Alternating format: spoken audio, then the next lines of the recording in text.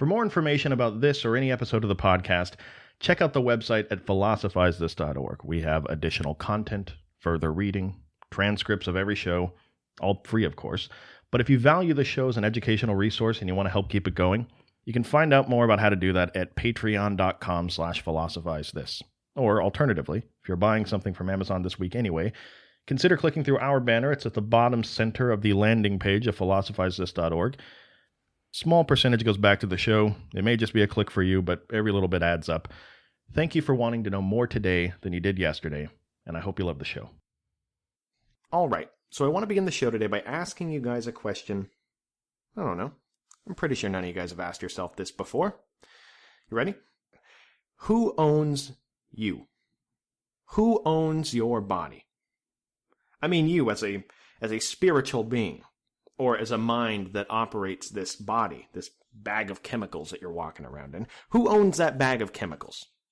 Do you think you own it? Why? Just because you live in it? You can live in a one-bedroom apartment. That doesn't make it yours. I mean, if you don't pay your rent, eventually the cops are going to come get you out of it. But nobody can really kick you out of your body, can they? So who do you pay rent to? You know, as a spirit or a mind that's occupying this bag of chemicals, who's your landlord? Do you set up some sort of rent-to-own program? Now, this question is pretty ridiculous. Admittedly, it's ridiculous. And as interesting as it is to think about, really, the only purpose of it is just trying to get you to admit that your body is a part of who you are. When you are born, your body, and you for that matter, whatever that is, are self-owned.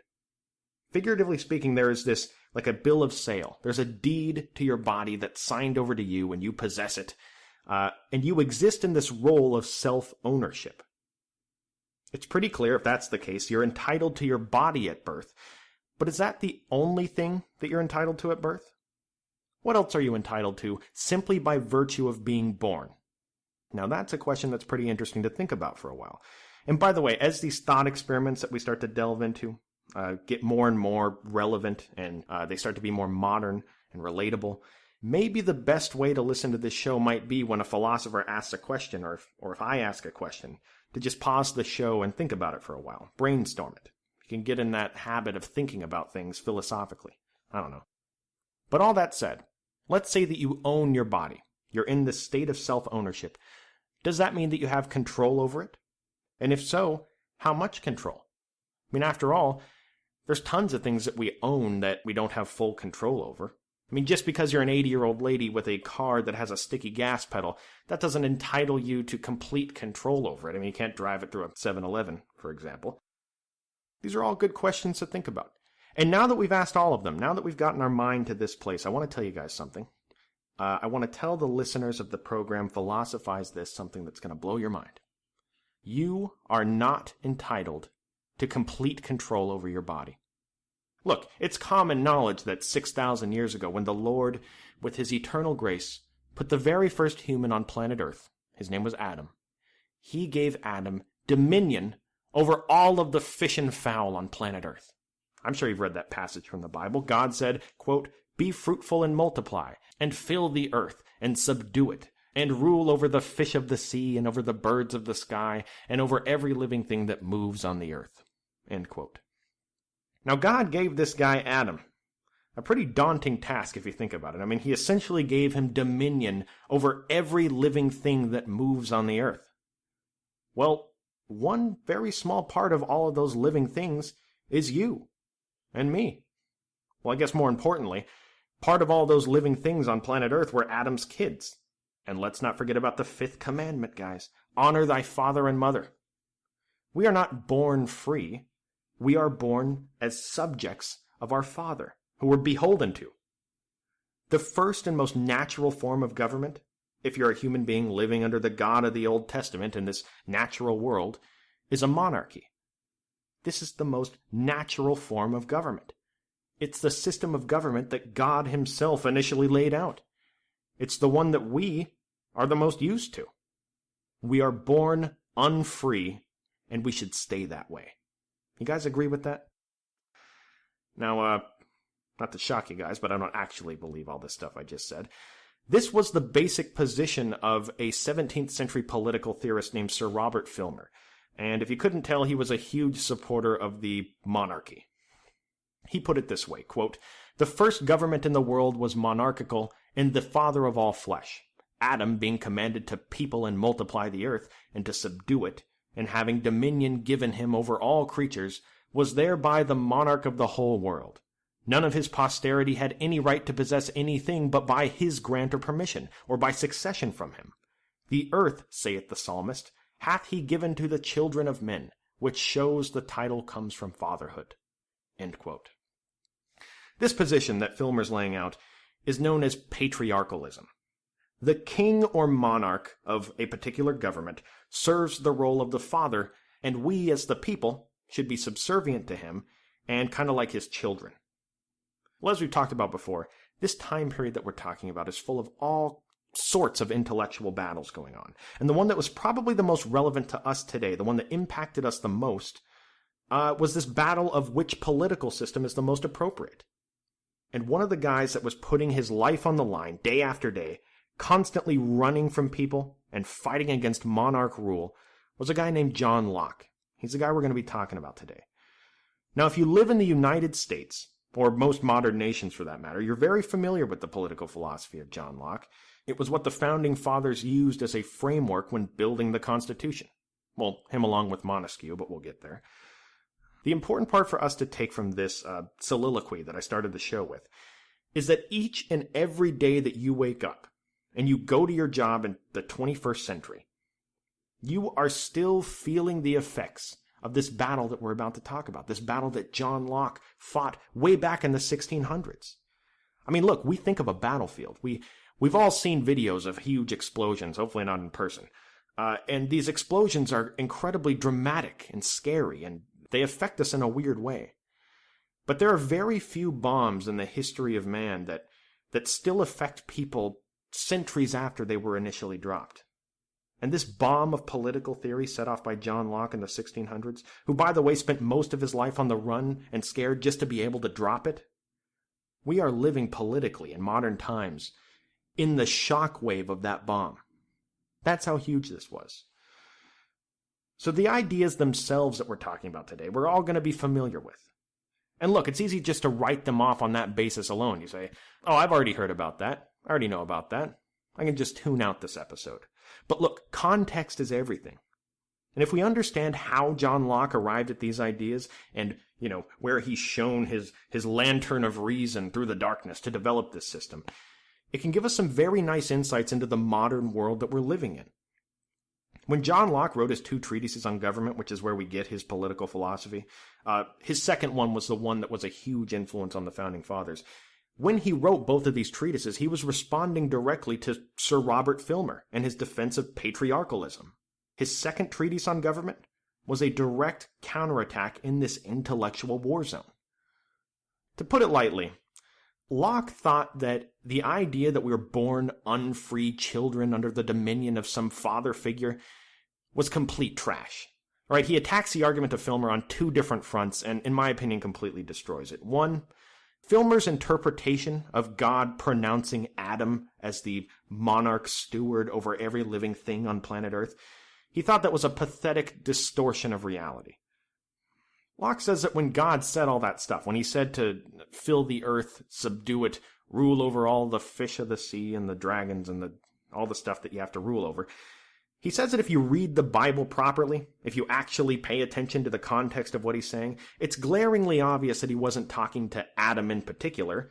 God was talking to all of mankind. God pronounced the human species as stewards over the land, not a single guy named Adam who we're perpetually in the service of. He points to all different examples, and he really does destroy his argument, but not the least of which was he points to the actual commandment that Filmer referenced, honor thy father and mother. There is no patriarch in that system, and for that matter, honoring your parents is much different than being born a piece of their property. Well, a common argument back to his argument would be, well, what about the fact that we're all born completely helpless? As infants, we can't really do much for ourselves. We're kind of just cute little bundles wrapped in a pink blanket. We need our parents to take care of us, or we're going to die.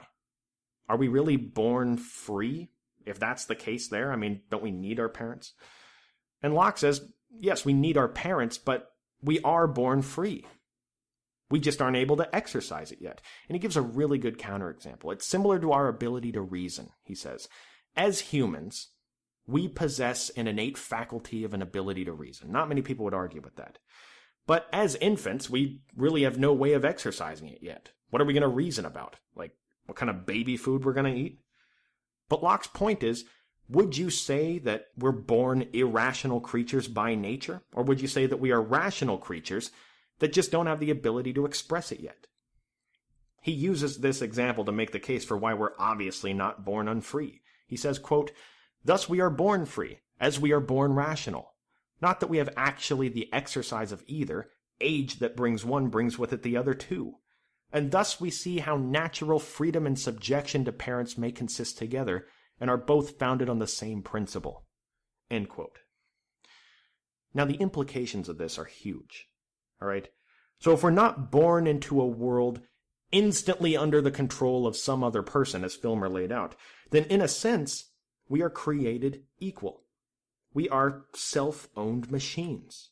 So on one end, Locke completely destroys Filmer's argument by claiming that he drastically misinterpreted the Bible.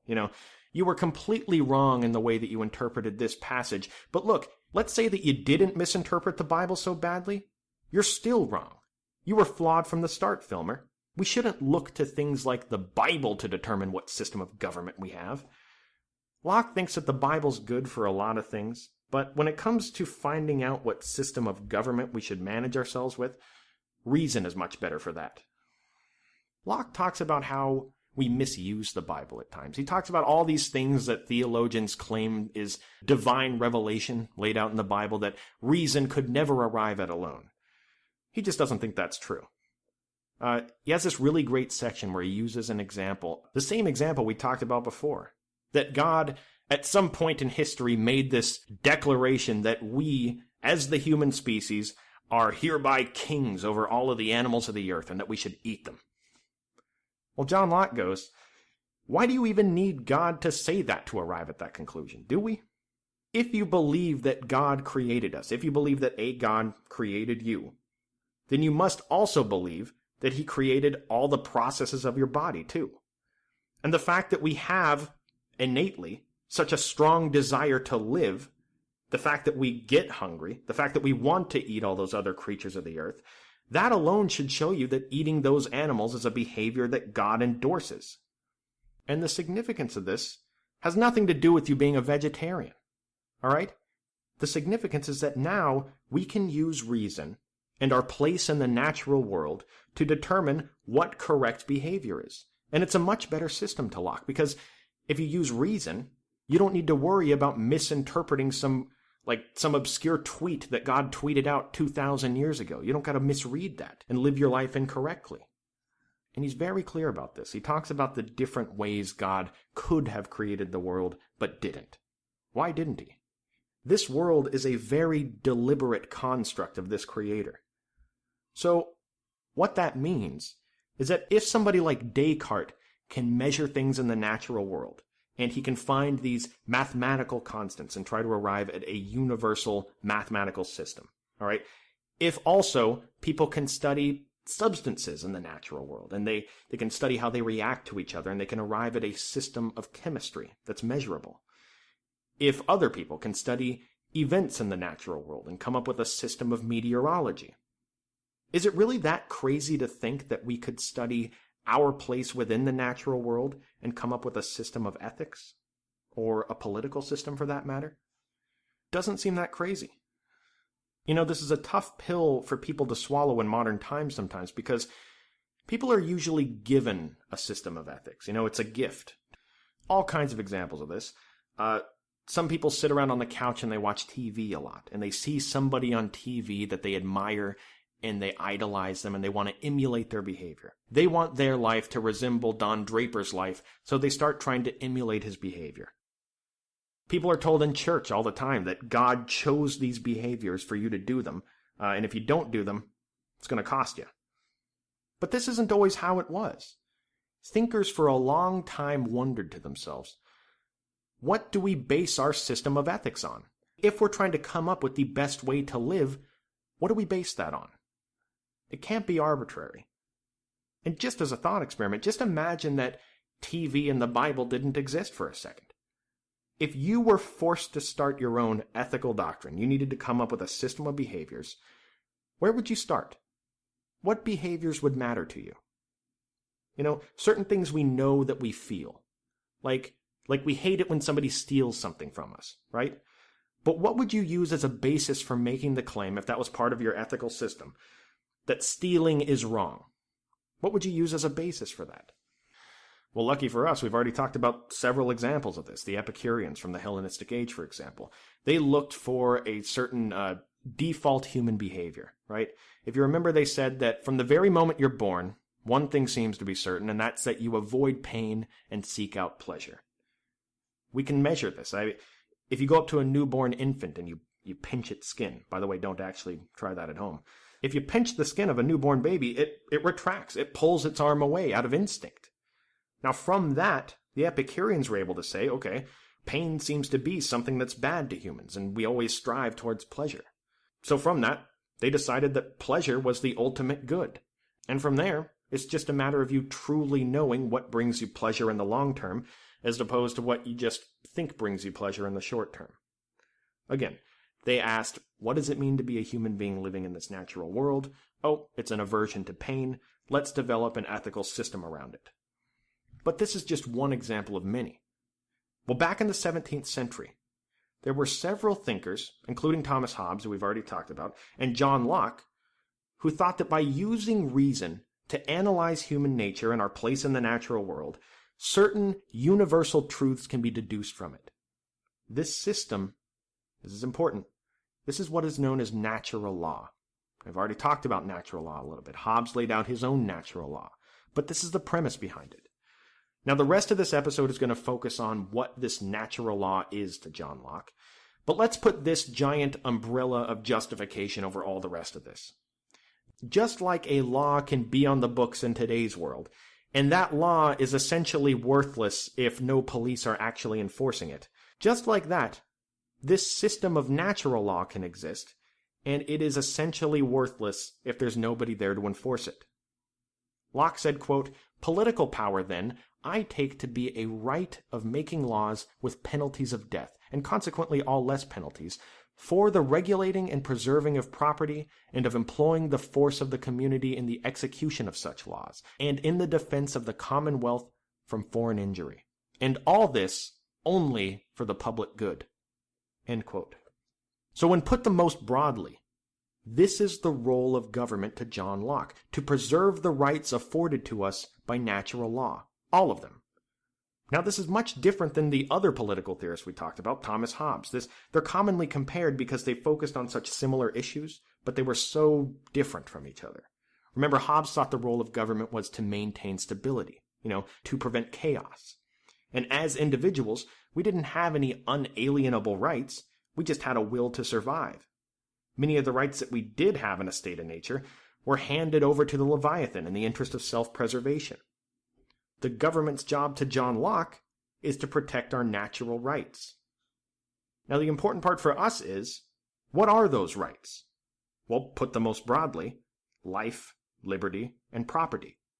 You ever wonder why those rights are touted as being so unalienable? It's because the foundation of them is based on what was seen as a universal truth derived from nature. So we started out the show today by asking, who owns your body? Who owns you? Now, I'm going to go out on a limb and say that most of us said that we feel as though we are self-owned, right? We own ourselves, and with it, we have a sense of autonomy that comes with that. Autonomy is referring to our ability to make decisions for ourselves, not coerced by some other individual or group, right? We're not slaves to somebody else. So we have the life we were given, the liberty to control that life, but John Locke thinks we're entitled to one more thing, property. Now let's be entirely clear. John Locke is not saying that you're entitled to a piece of property. You're not entitled to a house when you're born. You're not entitled to a yacht when you turn 16 years old. When you use your life to exercise your liberty to provide for yourself, and you labor hard and you create something that improves your lot in life, John Locke thinks you are entitled to the fruits of your labor. Now, this is an interesting point, one that's caused, for the record, a lot of backlash over the years. And as people living in a modern capitalistic society that's modeled after the philosophy of John Locke, we might not even think about it, but ask yourself this question.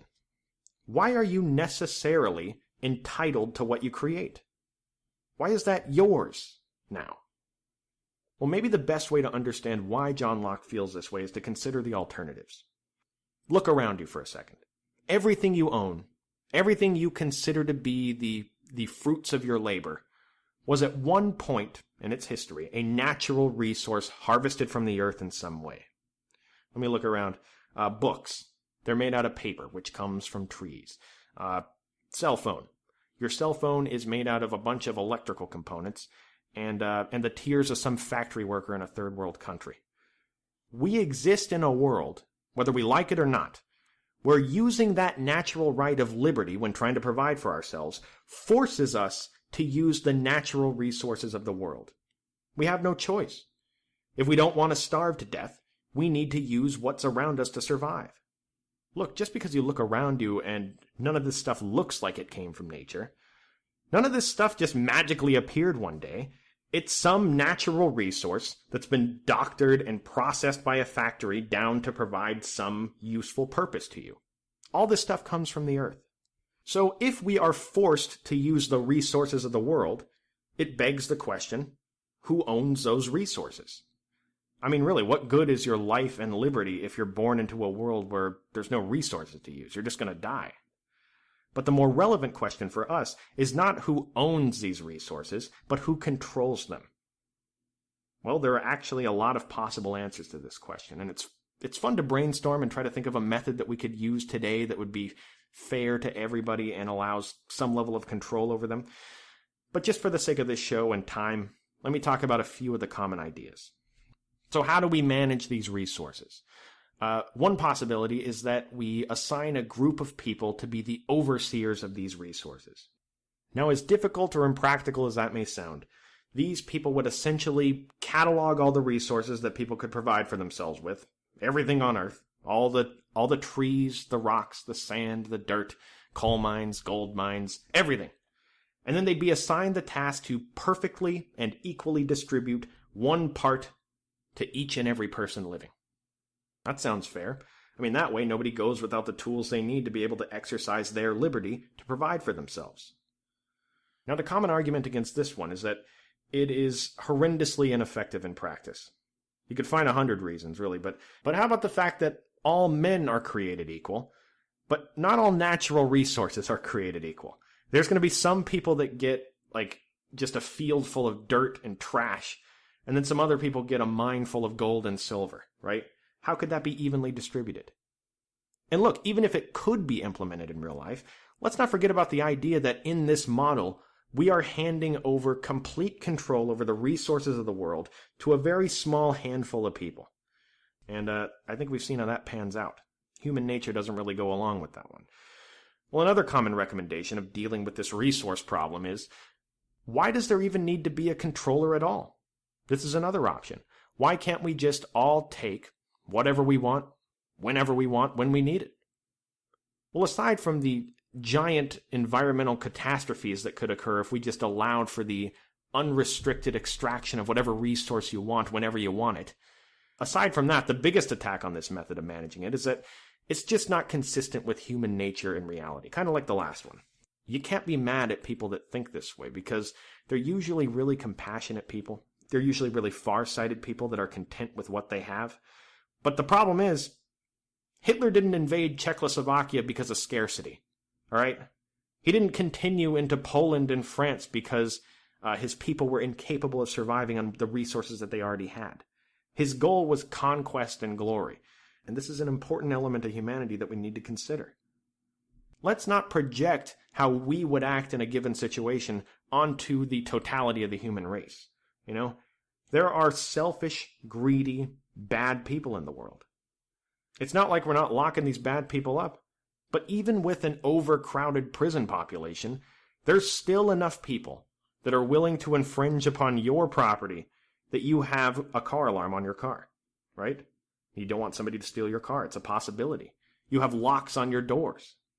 This is far from a profound statement, but people willing to do terrible things in the name of their own self-interest exist, whether we like that reality or not. Making every resource on Earth uncontrolled doesn't force people to go along with the system. And another common point against it is it also doesn't give your neighbor much of an incentive to remain productive if at any point in the day he can just come over and use your pots and pans whenever he wants, because technically they aren't yours. This issue of productivity is a huge issue to people of Locke's time. We need to keep these resources productive. We don't want somebody hoarding a bunch of resources and doing nothing with them, saving them for a rainy day.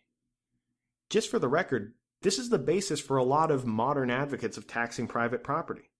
This is usually aligned with the Democrat Party nowadays in the United States, where if you own a piece of land, you pay tax on that piece of land on a regular basis, and the thinking is that by having to pay that amount, you're going to be forced to try to use that piece of land, keep it productive, make money, employ people. Because if you don't, you're not going to be able to pay those taxes. As opposed to the other side that thinks that you own something and you do whatever you want with it. If you want your land to be a vacant lot, that's your freedom. Very difficult issue with tons of debate on either side, but it stems from this basic question. All right, but Locke proposes a different solution to the problem. His idea is that we have the natural right to our life and liberty to move around as we please and work to provide for ourselves. His idea was that you have a natural right to the fruits of your labor. The thinking was that this is a good system. It motivates people to work hard if they want a lot of stuff, and it allows for people that just want to get by to just get by. One other good point is that it doesn't put complete control over how productive the resources are being in the hands of a small group of people. In fact, if somebody wants to put the resources to use, they can. The only thing stopping them is their will to get up and do the work. So a little later on in history, a political theorist named Claude Frederick Bastiat summed up the next part of this pretty well. He said, quote, "Life, liberty, and property do not exist because men have made laws. On the contrary, it was the fact that life, liberty, and property existed beforehand that caused men to make laws in the first place." End quote. So here's what Locke and Bastiat are getting at, all right? All the stuff we just talked about. Now we have a basis for why, just by virtue of being born, to John Locke, we are entitled to three things: life, liberty, and the fruits of our labor. However hard we choose to work, that's what we get. But if these are natural rights afforded to us, that we discovered by using reason to look at our place within nature, then just like we talked about before, that natural law is pointless if there isn't some police officer to enforce it. The reality is, guys, there are bad people out there. People that would take the fruits of your labor in a heartbeat if there was nothing protecting you. And look, you can say, "I got something for them boys. I got me some firearms." Well, what if these bad people start a gang and group together? Sure, you can handle a few of them with your little defensive advantage that you have in your house. You know the property, right? But can you take a 30 to 40 person gang by yourself? What if they're highly trained because this is how they get everything? Could you single-handedly defeat ISIS? All right? You can't. It's impossible. Really, the only solution to this problem is to be protected by a more highly trained, well-equipped gang of people to protect your natural rights, your life, your liberty to not be handcuffed to a drain pipe somewhere, and your property, the fruits of your labor, and the manifestation of your liberty to provide for yourself. This is why government exists to John Locke, to protect your natural rights of life, liberty, and property. Really early in life, John Locke was actually an advocate of a monarchy. It's pretty ironic. But as you read his works, as his life progresses and he educates himself more and he starts talking to certain people, he gets more and more radical in this direction that we've been talking about. And look, make no mistake, these were radical ideas at the time. Look, we're going to talk a lot about his life on the run from these people next episode, but rest assured in knowing that he was running for a very real reason. This gradual movement throughout his entire life, it came to a climax right near the end of his life when he advocated a position that at his time was downright revolutionary. See, Thomas Hobbes talked about the state of nature. He said that when we're in this state of nature where we don't have any restrictions, that's great. But we also don't have things like unalienable rights, so to speak. Someone can kill you in the state of nature, and it really can't be considered wrong because there's no system of laws in place that deems it to be bad. The ultimate goal in the state of nature is survival. You can do anything you want if it means you're going to survive. Hobbes says that to leave that state of nature, we forfeit most of the rights to the sovereign, to the Leviathan, and his job is to maintain order. John Locke, on the other hand, as we now know, says that the role of government is to protect the natural rights of its citizens. So this makes him conclude that if the government is not serving the people as it should be, that the citizens underneath it have every right to change it, or even overthrow it completely. Find out what happens on the next episode of Philosophize This. I'll talk to you soon. You can follow me on Twitter at @IamStephenWest. You can join in the discussion on Facebook. We find moral dilemmas within the popular news of the week and ask questions about it. You can find that at facebook.com/philosophizethisshow. If you love Philosophize This and want to make sure you never miss an episode, please consider signing up for email notifications. What it is whenever a new episode is released, we send out an email letting you know that it was released. We let you know what the episode's about. And we also send you some additional text content that we created about whatever philosophical topic we were talking about that week. There's no spam, and I'm not sending you a bunch of emails all the time. It's just whenever a new episode is released. So if that's something you're interested in, you can sign up at philosophizethis.org. And as always, thank you for wanting to know more today than you did yesterday.